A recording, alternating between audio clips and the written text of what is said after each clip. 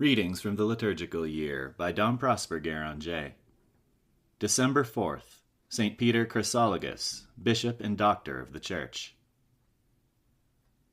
The same divine providence which would not that the Church should be deprived of the consolation of keeping during Advent the feast of some of the apostles, who announced to the Gentiles the coming of the Messiah, has also willed that the holy doctors who defended the true faith against heretics should be represented in this important season of the Catholic year.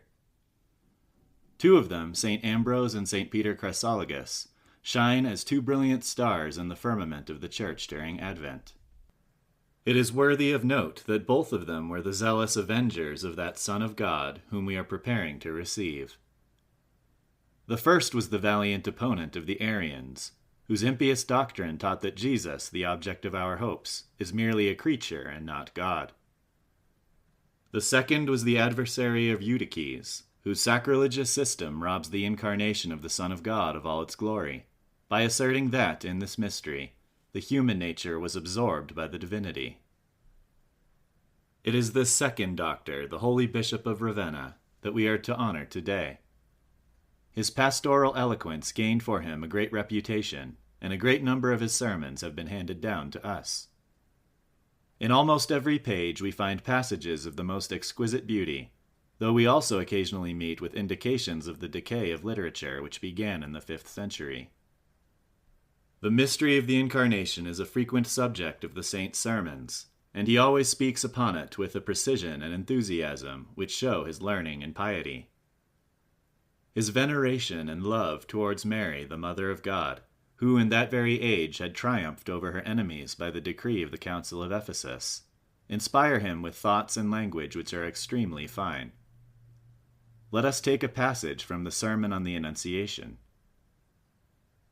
God sends to the Virgin an angelic messenger, who, while he brings grace, gives her the entrusted pledge, and receives hers.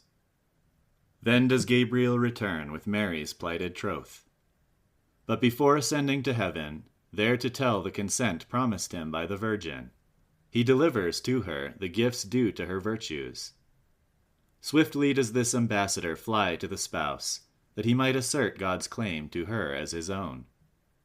Gabriel takes her not from Joseph, but he restores her to Christ, to whom she was espoused when she was first formed in the womb.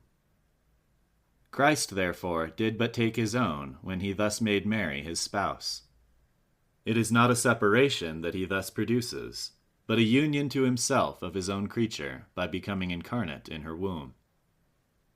But let us hearken to the angel's words. Being come in, he said unto her, Hail, full of grace, the Lord is with thee. These words are not a mere salutation. They convey the heavenly gift. Hail, that is, take, O Mary, the grace I bring thee. Fear not, this is not the work of nature. Full of grace, that is, thou art not in grace as others are, thou art to be filled with it. The Lord is with thee. What means this, but that he is coming to thee, not merely to visit thee, but to enter within thee by the new mystery of becoming thy child? Blessed art thou among women. How fittingly does he add these words? They imply that they who heretofore were mothers with the curse of Eve upon them, now have the Blessed Mary as their joy and honor and type. And whereas Eve was by nature the mother of children of death, Mary is, by grace, the mother of children of life. In the following passage from another sermon, the Holy Doctor teaches us with what profound veneration we ought to contemplate Mary during these days when God is still residing in her womb. What reverence and awe are shown to that inner chamber of a king, where he sits in all the majesty of his power. Therein no man may enter that is a stranger, or unclean, or unfaithful. The usages of courts require that when men come to pay their homage, everything must be the best and fairest and most loyal. Who would go to the palace gate in rags? Who would go that knew he was odious to the prince? So it is with the sanctuary of the divine spouse. No one is permitted to come nigh, but that he is of God's family, and is intimate, and has good conscience, and has a fair name, and leads a holy life. Within the holy place itself, God receives but the virgin, in spotless virginity. Hence learn, O man, to examine thyself, who thou art, and what thou art, and what merits thou hast. Ask thyself after this, if thou mayest dare to penetrate into the mystery of the birth of thy Lord, or canst be worthy to approach to that living sanctuary, wherein reposes the whole majesty of the King and thy God. Let us now listen to our Holy Mother the Church, who thus speaks of our saint. Peter, surnamed for his golden eloquence Chrysologus, was born at Forum Cornelii in Aemilia of respectable parents. Turning his mind to religion from his childhood, he put himself under Cornelius, the bishop of that city, who was a Roman. In a short while he made such progress in learning and holiness of life, that in due time the bishop ordained him deacon. Not long after, it happened that the Archbishop of Ravenna having died, the inhabitants of that city sent, as usual, to Rome the successor they had elected, that this election might be confirmed by the holy Pope Sixtus III. Cornelius, who was also sent in company with the deputies of Ravenna, took with him the young deacon.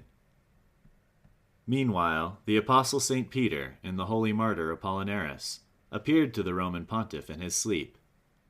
They stood with the young Levite between them, and ordered the pontiff to create him, and none other, as Archbishop of Ravenna. The pontiff, therefore, no sooner saw Peter than he recognized him as the one chosen by God, and rejecting the one presented to him, he appointed Peter to the metropolitan church of that city in the year of our Lord 433.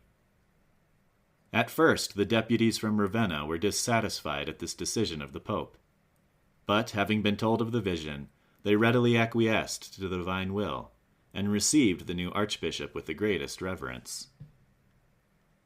Peter, therefore, being, though reluctant, consecrated archbishop, was conducted to Ravenna, where he was received with the greatest joy by the Emperor Valentinian, and Galla Placidia, the emperor's mother, and the whole people.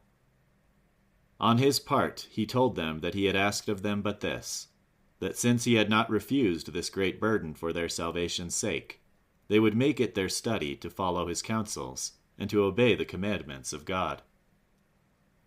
He then buried in the city the bodies of 2 saints, after having embalmed them with the most precious perfumes.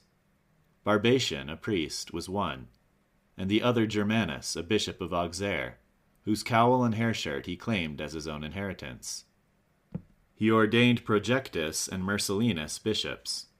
In the town of Classis he erected a fountain of incredible size, and built some magnificent churches in honor of several saints, St. Andrew among the rest. The people had a custom of assisting at certain games on the first day of January, which consisted of theatrical performances and dances. The saint repressed these by the severity of which he preached against them.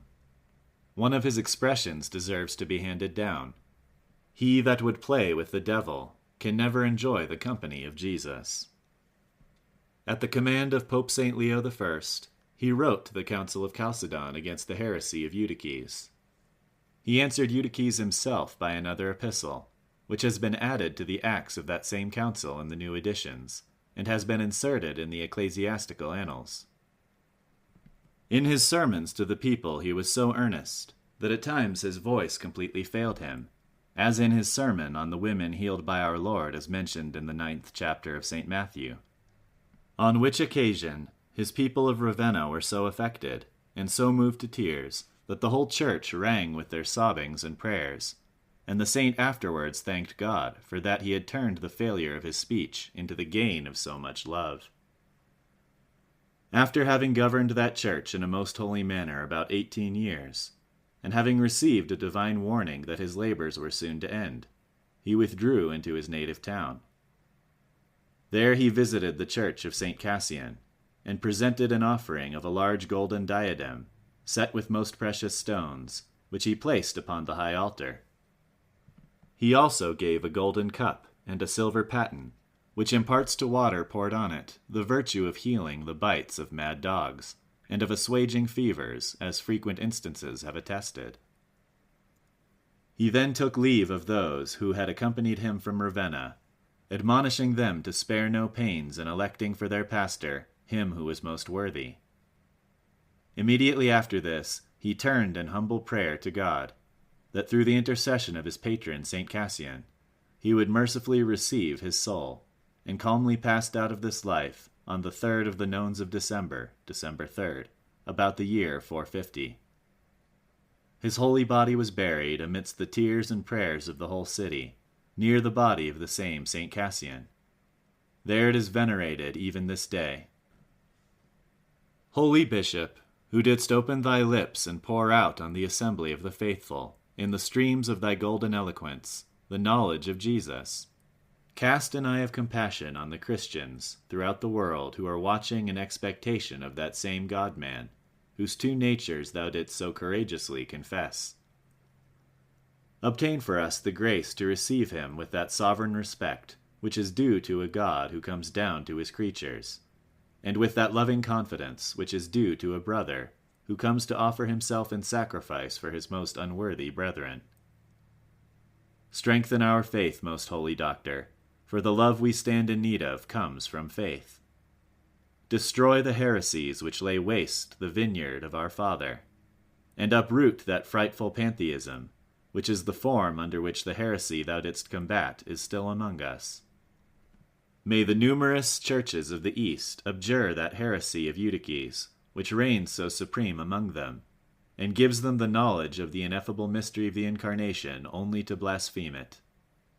Pray that the children of the Church may show to the judgments of the Apostolic See that perfect obedience to which thou didst so eloquently urge the heresiarch Eutyches, in the epistle thou didst address to him, and which will ever be precious to the world. We exhort thee above all things, most honored brother, that thou receive with obedience whatsoever has been written by the most blessed Pope of the city of Rome. For blessed Peter, who lives and presides in his own see, shows the truth of faith to all them that seek it.